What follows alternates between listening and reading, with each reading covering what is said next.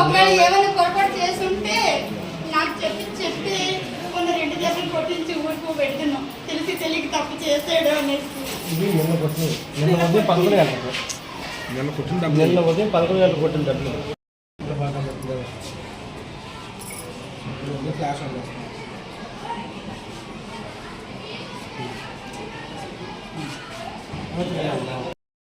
ఇదొక చెడ్డ పేరు అసలు ఎందుకు వచ్చింది ఆ సంస్థకు కానీ మాకు కానీ ఇద్దరికి అదొక నేమే. ఎప్పుడు నేను వచ్చి ఒక దెబ్బ కూడా కొట్టొద్దు సార్, నా కొడుకు చదువు రాకపోయినా పర్లేదు, కొంచెం పెద్ద అయ్యాక నేర్చుకుంటాడు అన్నీ అని చెప్పేసి నేను పెంచుకొచ్చాను. ఏ క్లాస్ చదువుతున్నాడు? ఇప్పుడు 9th వచ్చాడు సార్. పిల్లలు చెప్పి మాట్లాడే మాకు తెలుసు, మాట్లాడుకోవాలి నీకు ఏదో చెప్పు సార్. బీప్ సైడ్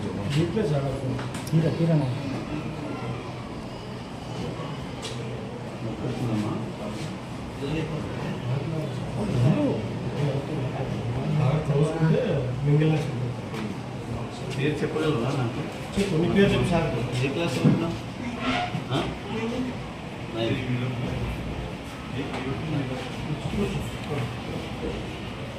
తెలిసిన వాళ్ళతో కలివిడిగానే మాట్లాడేది.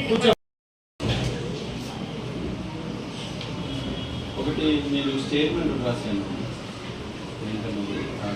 మీరు రాయండి. మీ ఒపీనియన్ అంటే ఏం జరిగింది, రాసింది.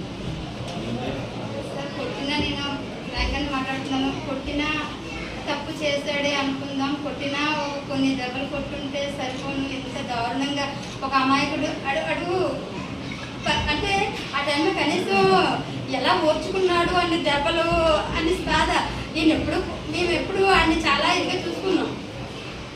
అంటే మాకు కొట్టకూడదు, వాడికి ఎప్పుడు ధైర్యం ఉండాలి అంటే వాడిలో వెనుక్కోవాలంటే ముందు వాడిని కొట్టకుండానే పెంచాలి అని చెప్పారు మాకు. అంటే ఆ భయం మళ్ళీ ఆడలో వచ్చింది. అయితే తప్పు ఏమైనా చేస్తుంటే మమ్మల్ని పిలిచి చెప్పుంటే ఇదంతా జరుగుండేది కాదు.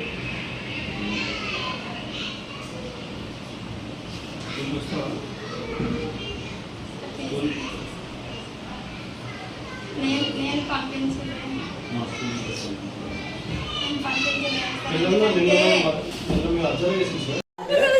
ప్రైవేట్ పాఠశాలలో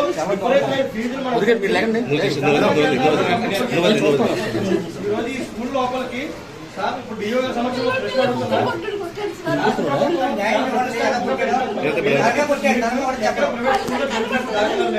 ఏ పేరెంట్స్ కూడా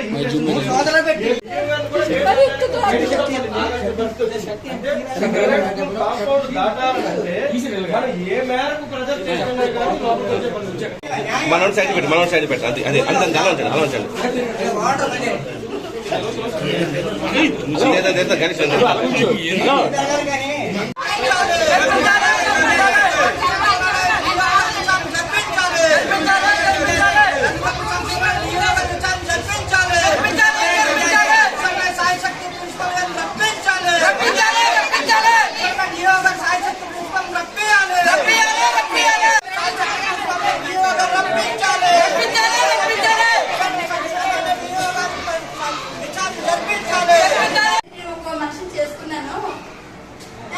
గణేష్ పరిస్థితి ఏంటి అని కూడా నిన్న అడిగాను.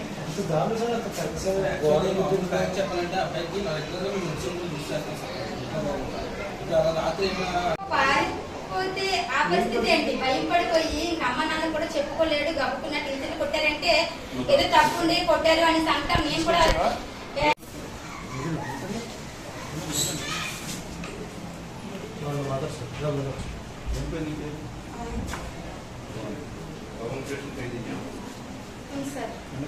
సార్ బీప్ సైడ్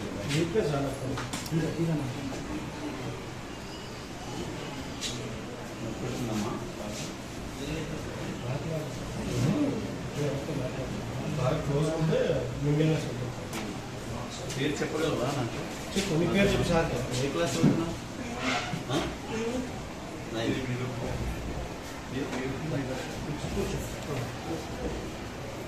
తెలిసిన వాళ్ళతో కలివిడిగానే మాట్లాడేది.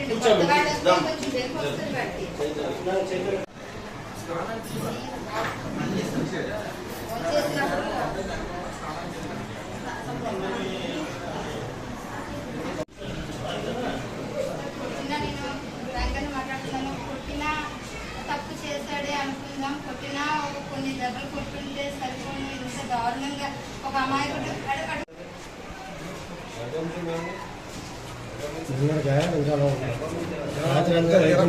రాత్రి ఇంకా ఆయింట్మెంట్ లేదు రాసాం. పెడుతున్నాం. తెలిసి తెలియక తప్పు చేశాడు అని ఇది నిన్న కొట్టింది. నిన్న ఉదయం 11 తెలిసి తెలియక కొన్ని తప్పు చేస్తారు పిల్లలు అన్నాక. కొన్ని చేస్తే మాతో చెప్పండి.